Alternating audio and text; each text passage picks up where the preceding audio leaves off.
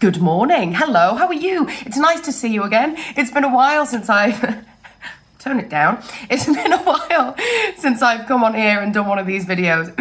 But I was inspired to do one this morning because over the past few weeks, I've had a reoccurring similar conversation with people who are trying to create change within the environments that they work in and are feeling disempowered to do so. So I have a tried and tested, really good process that can help us when we're trying to set boundaries, change the way we communicate with each other, and just create these big cultural shifts. Okay, so I'll walk you through the process now. So the first step is perhaps the most important step, but also maybe the most annoying. Okay, so step number 1, trigger your empathy. So research has shown that our empathetic ability can be triggered by us. It's not just something that's either there or not. Now, the reason that this is so important is if we're trying to change something, trying to change a perception, it can really help us if we come at it from a perspective of understanding and compassion, rather than I am better than you, I know more than you, therefore I am right and we need to do this. Because I know that you've been on a call or a meeting and somebody's come on defensive, we can feel it straight away. And when we feel that somebody else is annoyed and defensive, what do? We get annoyed and we get defensive. So it's really hard to facilitate change from that perspective. That's the first reason triggering empathy is important. But another reason that triggering empathy is important, and I think the most important one, is it protects your emotions. When we're feeling defensive and threatened and annoyed, these aren't positive emotions. And one of the things that I've observed for the most part, you know what? We're good people. Not everyone, but the majority of people, we're trying our best. And actually, if our emotions are coming out weird, if we're stressed, if we're angry, if we're not honoring your needs, it's because we're afraid of something.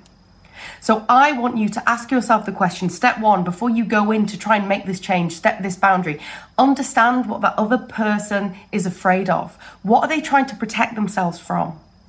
Because when you understand this, the fact that everybody's just scared, we're all trying our best, but we're really scared and stressed, and business is hard, when we see that, we do start to protect ourselves.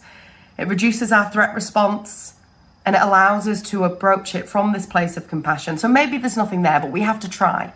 So something isn't feel good. Someone or something isn't a good situation from you. Okay, so what is that person trying to protect themselves from? Start there. Step number 1. Step number 2 is don't get bogged down in complaining. So hear me out.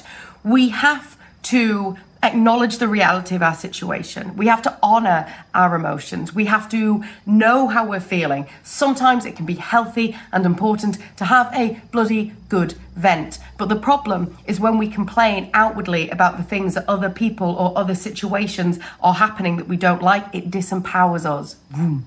We start to feel helpless, like we have no control over it. We cognitively shut down. We very literally stop being able to see the opportunities that are in front of us. So complaining has its place. We need to go, I don't like that. But then quickly and rapidly, we need to move on to step 3. Step 3 is the powerhouse step, the step that we forget about, that we miss because we don't get taught it. These things are skills. 3, what do you want instead? Practically, specifically, what are your needs that you want instead of the current situation? So that doesn't feel good. Okay, we're there. What do you want instead? A nice way to get there is maybe think if I was feeling great in this scenario, what would be different? Get to the specifics, get to the practical steps. And then move on to step number 4. Are we on step number 4? I've forgotten the steps. Who needs the steps? Let's take the elevator. Oh my God. She's had a coffee. Step number 4 is, what was I going to say? You can tell I don't come on to these prepared. Step number 4, ask yourself the question, okay, this is what I want instead, or these are the things, it can be many things that I want instead. Is this reasonable? Is this commercially viable? What would an objective party say in this situation? It's probably yes, probably is reasonable and viable. It's your needs. Your needs are reasonable, your needs are viable. But do that sense check in ourselves. Then move on to step number 5. Now this is setting the boundary. Setting boundaries. Now, you can use this in professional workplaces, romantic relationships, friendships, all the same. Step number 1. So know why it doesn't feel good. Know why it doesn't feel good, and then communicate that, but really quick. Super, super, super quick. In this situation, this thing happened. Make it objective. In this situation, these things happen. Boom. Objective fact. 1 sentence. Just that. And then go, what I would like instead is this. Boom. What do you want instead? Practical, specific. Next step is this something that we together as a team can test? Test, test, test. When we position our boundaries as tests, it allows an iterative process. We're not asking for big radical change, but we just want to test something. It's really reasonable. It's totally reasonable. So I want you to start thinking about, you want to change some stuff. Great, go get it. And the way you go get it is by thinking about, okay, this doesn't feel good. What do I want instead? Specifically, practically. Now start with one thing. We can keep doing the process, start with one thing, and then go, okay, great. I noticed that in this situation, this happens. I think I want this instead. This would be good instead. Is this something that we can test? If your answer is no, in that moment, don't get defensive. Go, okay, thank you for listening. Go back. Go through the process again. So you've got that no. With that no, what do you want instead? So then you can go back again and go, I came to you with this thing and you gave me a no. Based on that, can we test this? This is what I want instead. Keep going. Keep going. Do not give up. Workplaces are difficult. They are layered and complex because we're dealing with people and personalities. So follow this process and empower yourself.